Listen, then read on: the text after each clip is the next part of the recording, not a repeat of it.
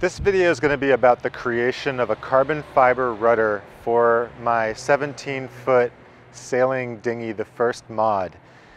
The First Mod has a plywood rudder that weighs in around 10 pounds with all the fittings. If you subtract all the fittings, it weighs in about 9.3 pounds. I have a passion for biking there, for getting to the water without a car, and every pound does matter. My complete rig is these days weighing in between 3 and 350 when I head to the water. And at that weight, I've actually been experiencing failure of parts of the hubs. Once I get to the water, then it's great. The boat is designed to carry twice as much as that. It's really a matter of optimizing the First Mod for bicycle trailing that I have set out to do all these carbon fiber parts. So I've already created a carbon fiber rig, centerboard, and various other parts, including oars. And I estimate that the savings so far has been in the range of about 30 pounds, which is definitely noticeable in terms of the durability of the trailer system. This video is going to be about the process of coming up with the new carbon fiber rudder, which is right behind me, getting another filler coat. I set out to make a rudder that would save about 50% over plywood. That type of reduction, that scale, has been achievable up until now. The point of the video is to show you that you can rapidly use foam and carbon sleeving to create structural parts. Carbon fiber sleeving is one of my favorite materials, and I hope this video shows a new way of thinking about it, because basically I used the sleeving to create the 3 structural ribs that are the main strength of the rudder. I buy carbon fiber sleeving from Solar Composites in New Hampshire. It's not spelled like the solar panels. It's S-O-L-L-E-R. If you mention this channel, if you mention the Fossil Fuel channel, it should be good for free shipping, although I encourage you to ask. If you end up buying your sleeving from Solar Composites, where they have the best prices anyway, and you might get free shipping, hopefully, then please mention this channel, because it will help us along. With that, we're going to show the process. This was my first carbon fiber rudder. It was my second similar part using what I call the Butcherblock method, where you end up creating ribs and then gluing them together, often while they're still wet, creating a Butcherblock slab with long ribs. So this rudder is a modification of that technique. I'm going to work in miniature here, so hopefully you can follow along with me. Let's give it a pivot. It needs to be strong to resist the force of the water. It's pretty clear what it needs. It needs ribs, because with the ribs you can resist the force of the water, but without the ribs it's just gonna snap. I know there need to be ribs. Now the question is, what kind of ribs are we going to have? I want to reinforce the area around the pivot and then tie that in to a very long rib that goes right down the middle. Then there's going to be some spacer areas, and their job is just to save weight. So there's going to be a spine, and then there's going to be 2 blades. Call this one the trailing blade. Cut them out and then reinforce them with carbon fiber sleeving. So the first 2 tests showed a lot, and now I'm essentially putting like a single nice crispy outer layer on over the sleeves. Definitely the least of all, and that's just packing tape. Now we're talking about carbon fiber.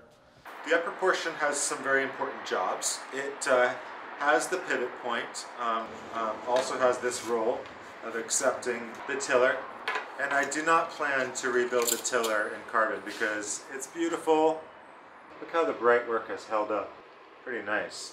And then that thing above it is the tiller extension, cool chunk of honeycomb material. It needs to have a very precision fit.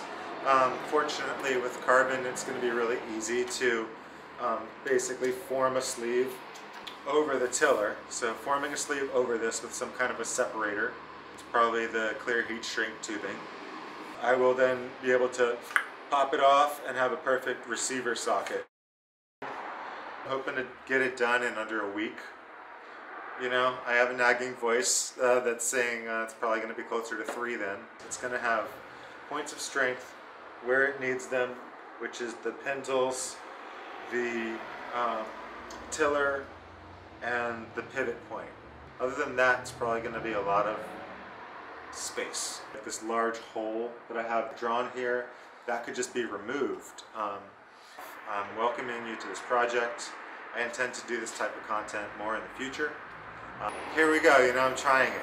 I want to get you guys, not guys, I want to get you all of you that are interested in this stuff. I want to get you involved, and I want to keep the progress. So, welcome to my channel. My name is Paul Friedman, otherwise known as Fossil Fool. It's getting dark here. The traffic is loud on San Pablo Avenue. I'm probably just going to spend a few more minutes before I roll down the doors, head home for the night, and show up here at 10:30 a.m. to meet up my new assistant slash apprentice. I'll call him an apprentice because I'm really trying to show him the good stuff here. You know, he'll help me with sanding. He spent a lot of time sanding today, and for that I appreciate him. And my commitment to him is that when something good is happening, when something educational is happening, I'm going to wait until he's here so that he can get the most out of it. When I want something to be really strong, I do carbon over Douglas fir. So here, the leading edge of the rudder holder, the part that connects to the boat, I decided to make really strong.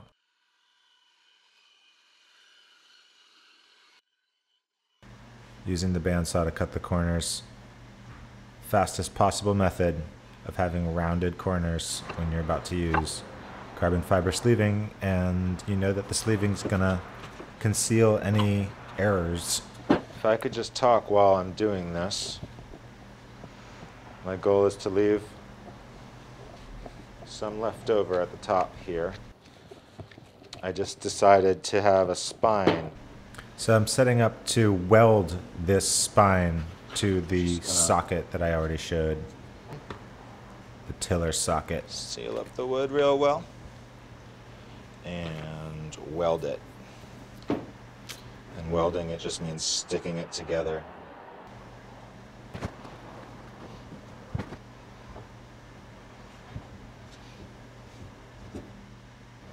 That is a weld. All right, so the plan is to make the cuts shown on the screen. I'm just going to start by carefully transferring the plans to get the exact shape, and then I'll start making the cuts. These are the Ross Lilystone plans. You can see on the right hand side there's a grid, and I'm about to basically transfer the grid. Okay.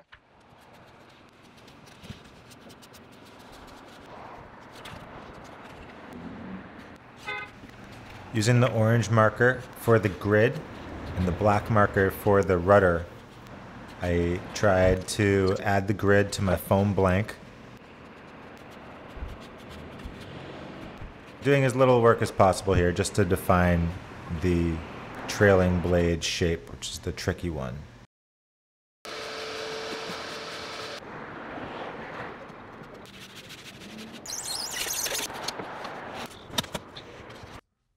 Using an elevated Sharpie, we carefully marked the midline of the rudder.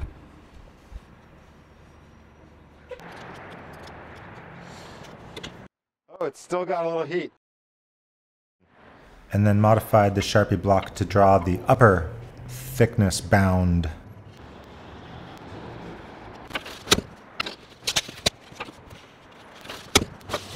Basically, we're going to start shaping these.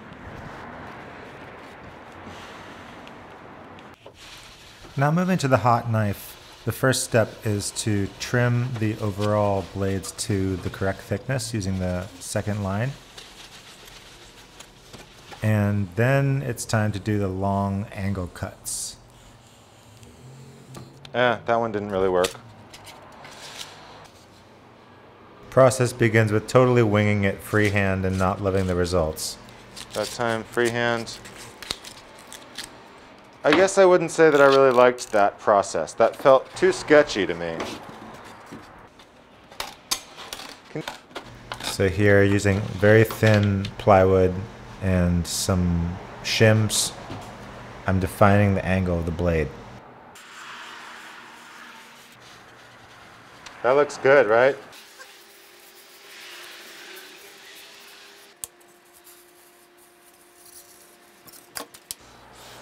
That is starting to work.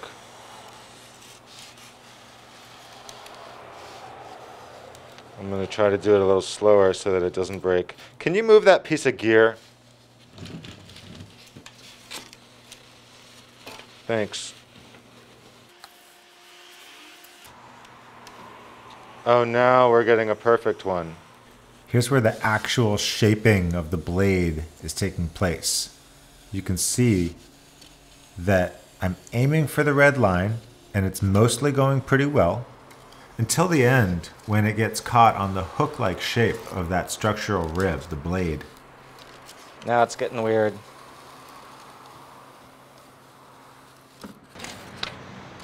So after some shaping, they're now quite fragile, and so it becomes more imperative to handle them carefully.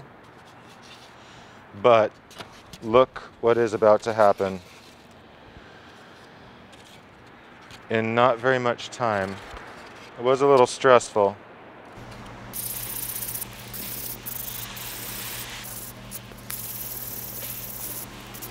It's pretty well sanded, and I just wanted to take this clip to remind you to save your cutoffs, because when you save your cutoffs, then it becomes easier to support the work. Maybe even mark them.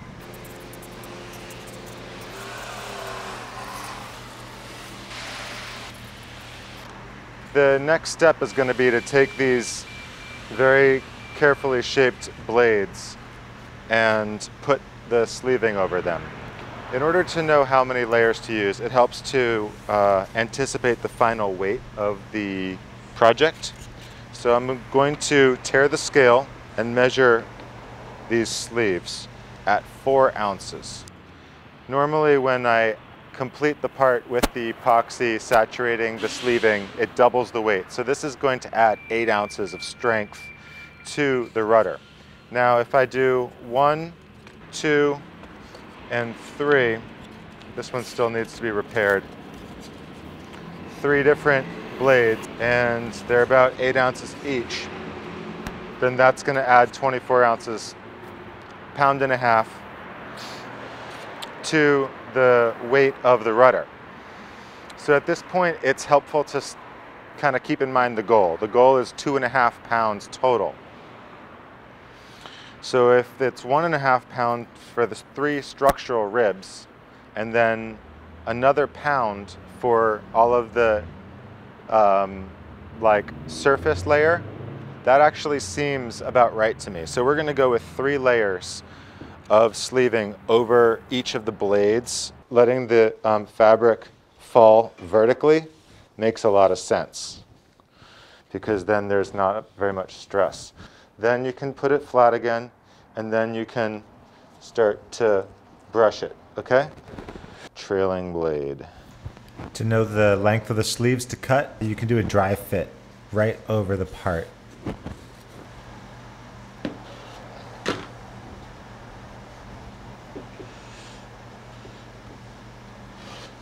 Turning it inside out always helps. The foam, once it's bladed at that thickness, is not very strong. I think we should maybe do teamwork on this, since we have 2 of us.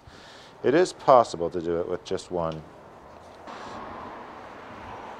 They never snapped on us.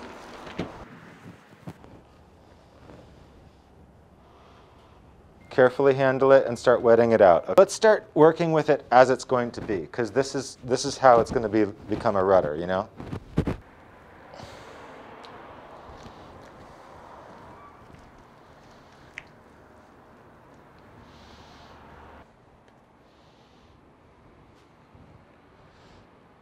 Ooh, that looks like it. See what's happening?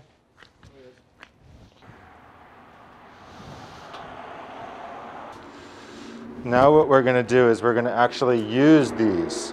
But in order to use them properly, we need to put packing tape on them. So we're going to slide this underneath together.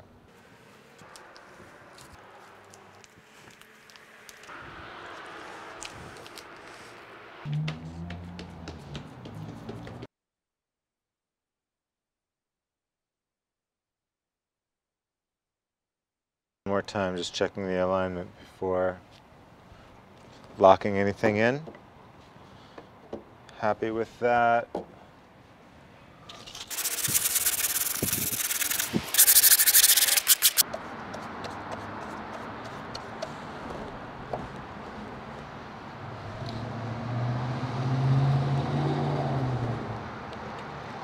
A purple slab that I'm going to use to level out this entire board.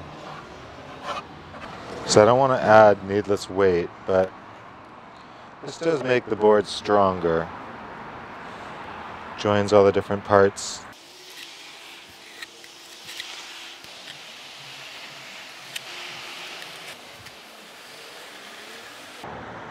Will you kind of like grab that? Okay. It's on its way. This thing is on its way towards being done. I applied this purple layer as a filler so that when we sand, there's something to sand down. Treat this side basically like this side, and then it's going to be ready to give the final single perfect layer under vacuum bagging. This piece, feel how it's not crispy yet, the fibers, the ends. Can you grab me the razor from the table? So the epoxy takes time to cure, and when it's like 90% and it's not 100%, you can do this. When it's 100%, it catches a lot more. Saves time. Clean edges.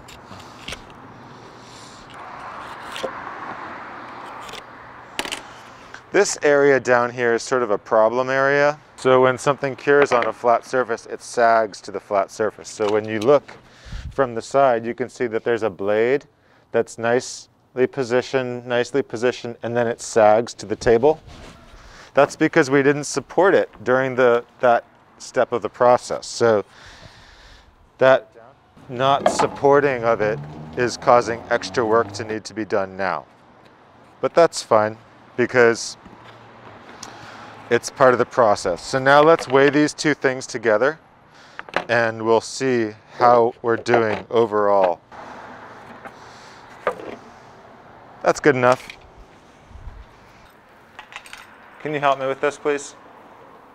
Thanks, Sonny.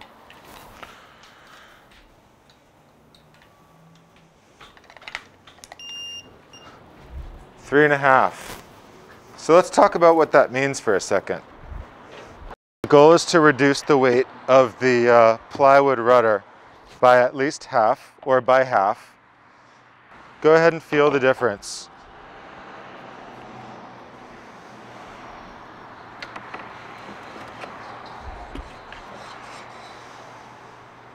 So we're doing it. It's happening. But there's steps that need to still be done. So, you know, when you take weight along the way, it helps you like kind of decide how much do you still have to add. So this part's not done yet. It has more structure that's needed. It needs these two things to be connected, and it needs something down here. People are driving super crazy. You got to be careful on your bike, okay? Some surface down here for leverage.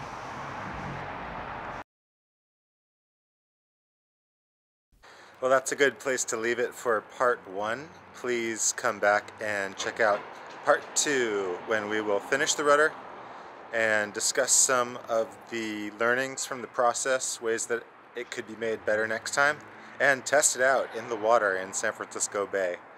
So thanks so much for enjoying this educational DIY content. I hope it inspires you to try out bringing low carbon fun into your daily life and your adventure, your pursuits of adventure. Please support my art, my quest, my channel by helping me along on YouTube and fiddling with this stuff down there. Subscribe, like, comment, interact. Contact me if you want to take it to the next level and get some tips on your project. Thanks so much. Bye.